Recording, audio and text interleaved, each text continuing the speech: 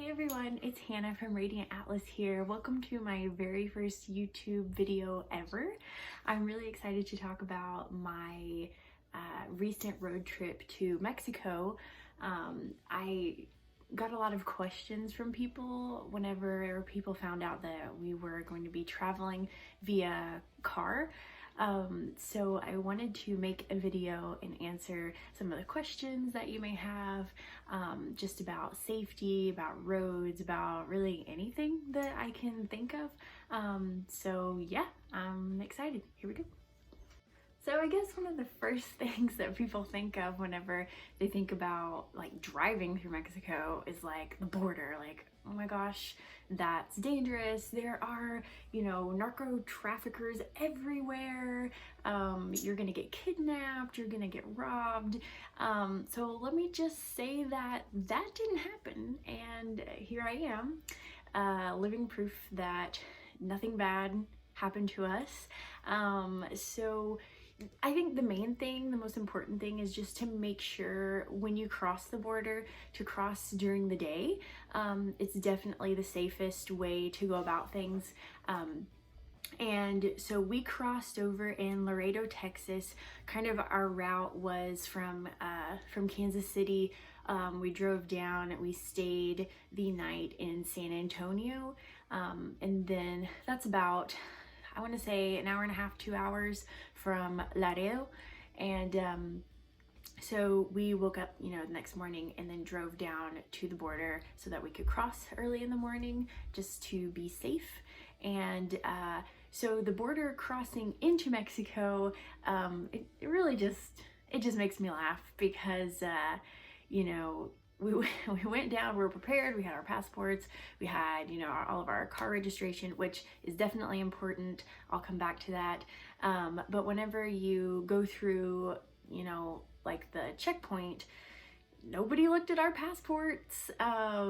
They didn't even like check our car.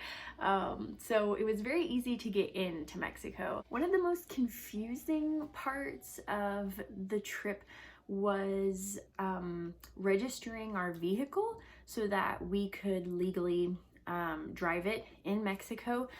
So definitely make sure that you bring any paper that pertains to your car, that you have ownership of that car. They are going to scan the little barcode of your car whenever you cross over, and you're also going to have to go to, I think it was called C-Tech. So you had to bring your plate registration and any, documents. You had to bring proof of insurance, all that, to this check-in point called C-Tech.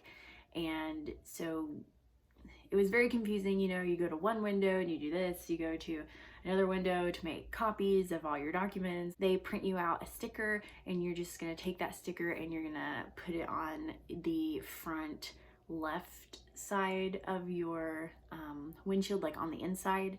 And that will enable you to drive while in Mexico. There is a fee when you cross the border to register your car. I believe it was around $450 US. So you do have to pay that to be able to drive your car in the country. But the good thing is that whenever you come back to the US, you'll go through that same C-Tech. They will like remove your sticker, or you will remove your sticker and give it to them. And they'll also refund your money. If you pay by card, I think they said it takes like 5 days for it to reach your account. So you do get that money back, but you do have to make sure that you have the money in your bank account to be able to pay that. Wait, hold on. So another tip that I do have would definitely be to fill up your car in the US. It is 2020. Gas is actually more expensive in Mexico than in the US. So I would fill up as best you can before you cross the border. $1 US is equal to about 18 pesos. in Mexico, gas, of course, is sold by the liter. And everywhere that I went, I saw about 19 to 20 pesos a liter. If there are 3.7 liters in a gallon, that would make gas, like 1 gallon of gas in Mexico, about $4.10, roughly. So definitely cheaper to get gas in the US. We spent a lot of money on tolls, and it's ridiculous. That was one of our complaints, I would say, just because, like in the US, if you're gonna pay a toll, it might be what, like $3-4. I mean, I'm sure it could be more, but if you're paying like a toll for a short distance, it might be like $2.50, $3. So in Mexico, for a short distance, maybe like 15 miles, I'll put it in miles, 15 miles, we pay like $11. That's insane, especially since the salary in Mexico, it's not that much. So like we were confused, like how do people afford this? And I think it's that they don't. I mean, they take the free roads, which that is an option. You can definitely take the free roads. The only thing is that most of those roads are through the mountains, so they are very, very twisty. And so if you get car sick really easily, or if you have kids that get car sick really easily, which we do, I think it's worth it to take the toll roads, because first of all, it reduces your time just immensely, because you're not weaving, back and forth on these roads. It's definitely safer, because I mean, everybody will take those free roads, even the giant buses. And so they're just like swinging around these, little tight curves. Make sure you have pesos. That is one thing that we actually ran into trouble with. We ran out of pesos on our drive down. So I think we were like 2 tolls away from being on the coast of the Bahia de Banderas, which a lot of towns there, since it's a very tourist heavy area, they take US dollars. So we had run out of pesos and we had dollars, and there were some tolls that we got to that they were like, we don't take a card and we don't take dollars, so you have to pay in pesos. Something else I will say about the driving and like highways, not all highways have outlets, and we realized this.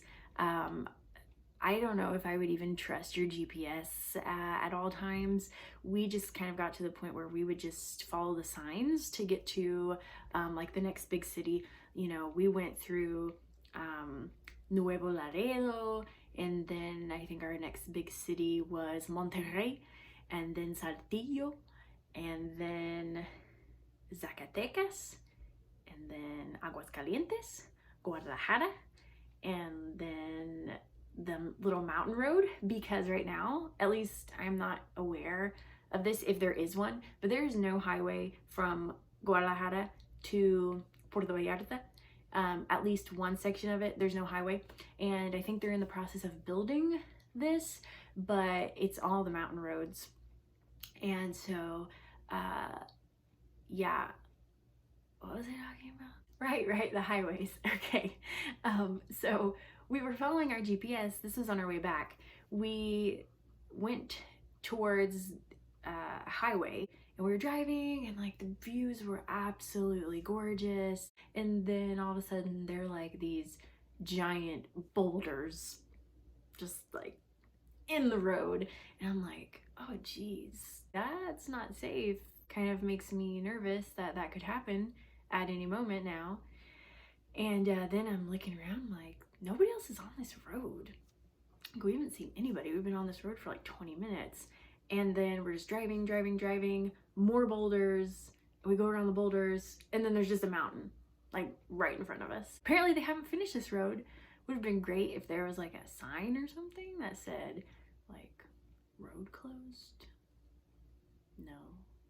there was nothing. In the desert in Nuevo Leon and in Coahuila, there are long stretches where there are no gas stations. Looking back, you know, I think I would have felt a lot more comfortable if we had like an extra container of gas, because there was one point where we're driving through the desert and we have like less than a gallon left, and you know, we started not panicking, but just like becoming concerned, just because we saw nothing and the closest city was, you know, miles away. So take a container of gas with you if you can. Drivers in Mexico on the highway, they're crazy. You're passing people in the same lane that you're driving in. So like there's a semi truck and like I'm behind him in the lane, the same lane. He's straddling the outside and he's got one wheel like on the inside line of the main highway. And so I can go around him within the same lane. And that's insane. It was just, you know, Latin America at its best. It just made me laugh so much. Was it laughter? Was it fear for my life? Maybe both. Another thing, Mexicans love speed bumps. There are speed bumps everywhere, and sometimes they're not painted. So please just be on the lookout and don't be driving at top speeds without really paying attention, because there were quite a few times we just hit a speed bump super hard and the car would just fly up in the air. And sometimes they're really tiny, so they're hard to see, and yeah. So final recommendations. I do recommend driving through Mexico. It is an absolutely incredible way to see the beauty of this country. I was in awe at every turn. It just, you know, seeing the desert, seeing the tropics, you know, the jungles, the mountains, everything. Definitely give it a shot, you know. It was a great way to save money.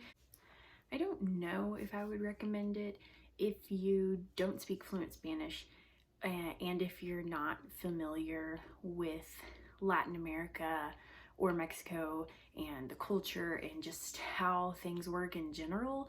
Remember I said it was really easy to get into Mexico. What was not easy was getting out of Mexico. I will tell you that on our way back, we stopped in Zacatecas. We stayed the night there, and so we came back, we drove to the border. We got there around 2 in the afternoon, which we thought was going to give us plenty of time to cross over, because whenever we came through, it only took, you know, 3 or 4 hours. So we're like, okay, we'll be in Texas by nightfall. It'll be fine. We had about half a tank of gas, good to go. So we get in line. We were in line for 10 hours. And while we were in line, we ran out of gas.